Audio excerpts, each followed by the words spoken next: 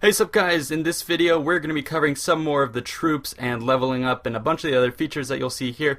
So here you can see the legions moving forward, and we're going to break it down and basically show you off some of the stuff here. So obviously you can move your general around, and the general will have to lead an army, and you can basically recruit units on the go. You go into muster mode and you can recruit the forces here, and also you'll have mercenary units that you can get right away, whereas the other ones might take a turn or two basically to have them show up. The mercenaries will just show up right away. Anyways, I wanted to break down the troops that we saw here. So for those of you who are unfamiliar with the sort of the Roman legions, how they were set up, it was basically four main groups. Actually, technically five, but we'll go into this. So the Velites were the youngest, the poorest technically.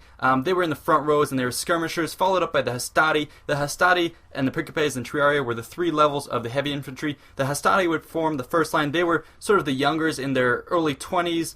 Principes were older, more heavily armed in their 30s.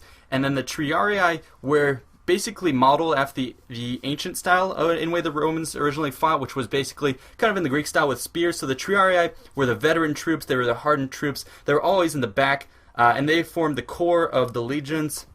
But you know, if a saying that the Romans had was when a situation was really bad, basically what they would use to describe it was saying it came down to the Triarii. And that was a saying that came back to the fact that the Triarii were basically the final line of the legions, and you could tell if something was going really bad if it all came down to the Triarii holding the line. So whenever that was the case, the Triarii would basically kneel down with their spears pointing out, kind of making a shield wall, preventing the enemy from breaching them, and they would allow the Principes and Hastati to basically fall back behind them, and that's how the Roman legions would finally, form their last line of defense and push forwards. In any case, those are the main forces. I'll probably do a video later in the future describing the legions, the Manipular Legion and all this stuff in more detail, but this is just a cursory look at it. So the Velites would form the front ranks. Hastati would be basically in two groups of the centuries. Two centuries would form a maniple. You'd have multiple maniples across, followed by a row of maniples of the Principes, and then a row of maniples of the Triarii. The Triarii technically had smaller units, even though that's not reflected here. They had less units, so the Hastati and the Principes would traditionally be in each maniple. It would be two of the centuries. Each century would have 60 to 80 troops, and then, you go from there. But in any case, this is the last group, the Equites, that you can see on the very left, and that would have been the Roman, basically the people who were at the top, the elites who could afford cavalry, afford the heavy armor, and the Equites were basically the Roman elite, the equestrians who would ride into battle. And, Roman cavalry were not particularly famous, and so what they would often do is ride into battle and hop off and fight on foot. Even cavalry against cavalry, they would oftentimes hop off and fight on foot. Anyways, I wanted to show the two mercenary units you can see here. So the Italian spearmen and the mercenary Italian cavalry, and kind of compare their traits. So you can see here the Italian cavalry are kind of they'll hold their own against the Equites. They have less armor, but they have more health.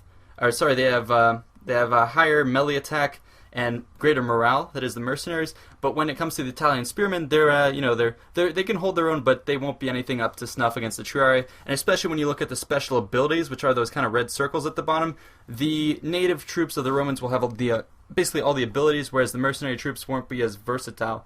As you can see here, a full army moving out, 20 out of 20. As I said in the previous video, you can have more.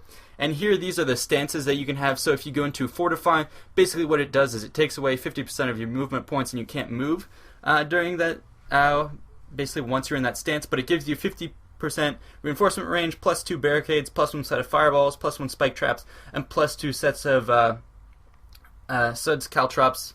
I can't remember how to pronounce the Sudas caltrops, but basically those are little metal spikes that you would throw on the ground and basically slow down cavalry. And, I really like how they have these defenses. It'll make for some cool battles. I've always wanted to deploy a lot of stuff. Basically in the past, it's been, these people pull out these stakes out of their pockets and put it down. It was really artificial. So I'm glad that you have a lot more of these defenses that you can set up. And even in ambush scenarios, you may be able to put some flaming fireballs and stuff like that. So that's pretty exciting. I'm happy to see that. And it'll just make for so many more. Now here, of course, is the ambush stance like I was talking about. Here are the basics of it. You can discover other agents and armies more easily. Forces in this stance are hidden from rival view until they're detected, and this army basically has a higher chance of having ambush and all that stuff. But again, they lose 50% mobility by going into this mode, and again, they can't move. So, on the left, you can see the various other stances that you can go into. The one at the very top is going to be forced march, and the one right above ambush is probably going to be, I think it's raid mode. Now that makes sense. From what we've seen and what we've heard, muster mode, you won't really select it. You'll automatically go into muster mode when you start recruiting troops based off one of the tabs at the bottom. But in any case, based off which mode you choose, your banner is going to change accordingly. Now you can customize your banner, and we'll talk about that later. But this is one of the things I wanted to show you guys right here. And it's pretty cool. So you can auto-resolve battles, and it has a couple different options, as well as having an animation. So we'll go over that real briefly. So basically, when you have this battle, you have 3 different options. Do you want to be an aggressive, neutral, or defensive stance? And it's kind of based on your composition. So you can see here the enemy forces have a lot of skirmish units. And so if you go into this aggressive mode, you're going to have a high chance of success, and it's going to be still a Pyrrhic victory, and it tells you basically the remaining forces and percentages. So you kind of have to choose which one you want to do, but that's better than the old system where it was kind of like a roll of the die. You didn't really know how you would do. At least it gives you here a percentage, chances, all that stuff. Whereas if you take a more neutral approach here, win chance is moderate, and remaining force for the enemy is 14%. What was that? Yeah, it's 14%. So, the odds are not looking as good. And then you'll see finally when he goes into defensive mode, where basically the AI would try and hold its ground, that's where you're going to see the most reversals, because the enemy force is all about skirmishing and basically hitting you from a distance. And so if you're to stay immobile, then of course you're going to lose. So you can see here, for example, win chance, none, close defeat, remaining force, 0%. So you can see here, it's kind of cool how you get these different things to choose from. And yeah, I like that. I was wondering kind of what the enemy or what the AI would choose previously, if it would just go down the middle road every time, or if it would kind of gamble and play the different things based off how it's fighting the enemy. In any case, it's kind of cool to see the insights and be able to direct the AI a bit more, and hopefully give you better results. And there's also a pretty cool animation for when you do this. So it's kind of like in Civilization where they have those mini, avatars fighting. So that's kind of what this amounts to. I thought it was pretty cool. And considering they're going to have this for any auto-resolve battle between any 2 forces, that just shows the amount of resources and detail they're putting into this. So I'm thoroughly impressed. Anyways, thanks so much for tuning in, guys. I'm reporting to you from on break. So yeah, I hope I can get more of these videos out to you. See you guys next time.